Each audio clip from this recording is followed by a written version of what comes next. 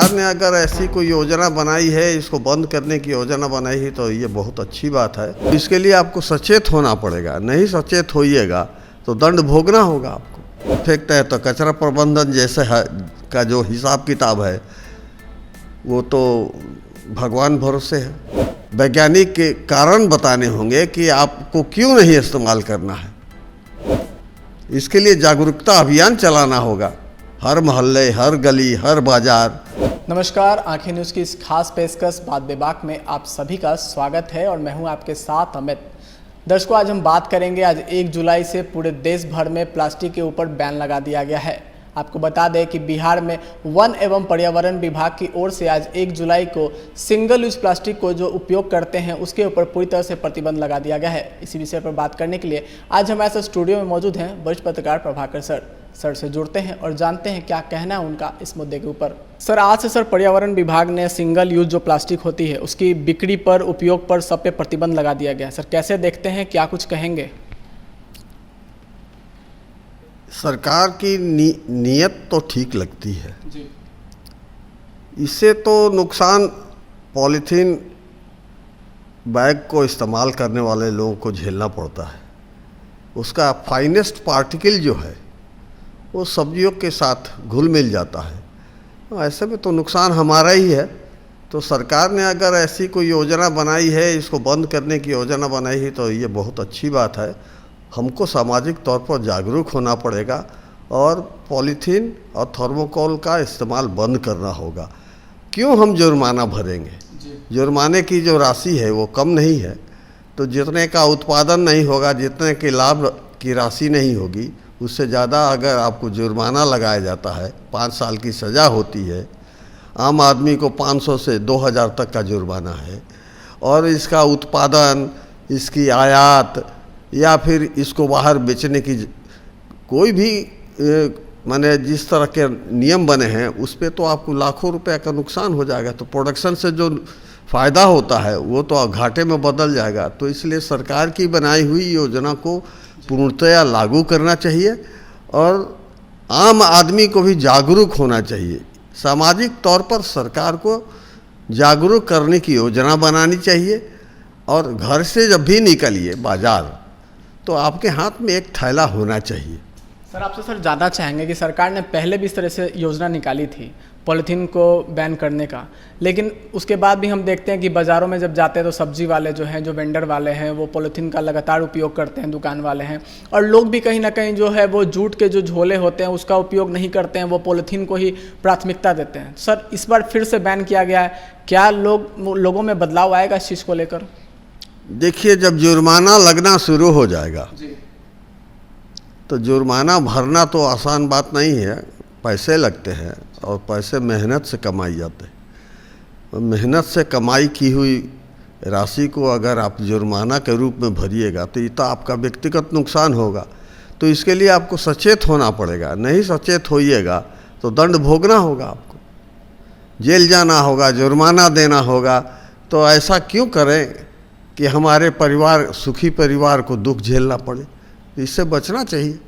सरकार ने कोई कानून बनाया है तो कुछ सोच समझ कर ही बनाया होगा। पर्यावरण दूषित होता है पॉलीथीन से, गाय खा जाती है पॉलीथीन को। हम लोग पॉलीथीन बैग को घर में तो रखते नहीं है, कचरे के साथ फेंकते हैं।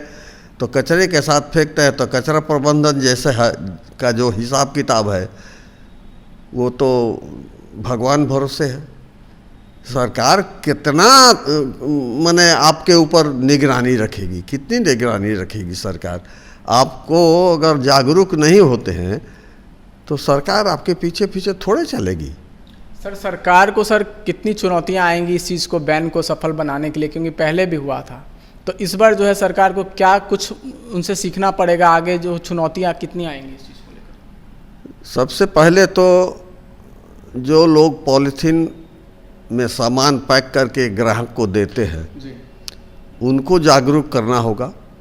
और जागरूक करने के लिए सरकार की तरफ से एक मीटिंग की व्यवस्था हो, हर मोहल्ले में, सब्जी बाज़ार में, दुकानदारों के साथ जागरूकता फैलाई जाए। और कानून बना देने से ही सिर्फ नहीं होगा, उसको लागू करने की प्रक्रिया को सरल करना होगा। और आम आदमी को इसकी ज़रूरत क्या है, नहीं है, क्या नुकसान है, क्या फ़ायदा है पॉलीथीन इस्तेमाल करने से और थर्मोकोल इस्तेमाल करने से, ये बताना होगा आपको। वैज्ञानिक के कारण बताने होंगे कि आपको क्यों नहीं इस्तेमाल करना है। इसके लिए जागरूकता अभियान चलाना होगा। हर मोहल्ले, हर गली, हर बाज़ार, हर दुकानदार के पास आपको जाके जानकारी देनी होगी। सर आपसे सर जानना चाहेंगे कि जो हमारे दर्शक हैं हमारे वीडियो को देख रहे हैं सर, उनको जरा आप बताएं कि आखिर पॉलीथीन का जो उपयोग करते हैं तो सर क्या क्या परेशानियां आती हैं। एक तो आप बाज़ार से पॉलीथीन में सब्जी या कोई सामान लेके जाते हैं तो आप घर में प्रदूषण लेके जाते हैं, इन्फेक्शन लेके जाते हैं, बैक्टीरिया लेके जाते हैं, वायरस लेके जाते हैं। तो आपको इसकी व्यवस्था करनी होगी। आप ऐसा कुछ ना करें जिससे आपको नुकसान हो, लोगों को नुकसान हो, सरकार को नुकसान हो। तो बेहतर तो यही होगा कि आप घर से अपना थैला लेके जाइए अपना सामान लाने के लिए। जागरूक बनिए, सरकार के साथ चलिए। सरकार नियम कानून जनता के हित के लिए बनाती है, तो हमको सरकार के बारे में भी सोचना होगा और अपने परिवार के बारे में भी सोचना होगा। अपने आप को प्रदूषण से मुक्त करने के लिए, बचाने के लिए पॉलीथीन और थर्मोकोल का इस्तेमाल बंद करना ही होगा। सर आपसे सर ये भी जानना चाहेंगे कि इस बार जो है वो पेनाल्टी भी लगाया गया है और पेनाल्टी कुछ भारी रकम भी है वो भी लगाई गई है, साथ ही साथ सज़ा भी है, सज़ा का भी प्रावधान दिया गया है। तो सर आम लोगों के लिए और जो व्यापारिक जो वर्ग है उसके लिए सर क्या सज़ा होगी, इसके बारे में जरा बताएं दर्शकों को।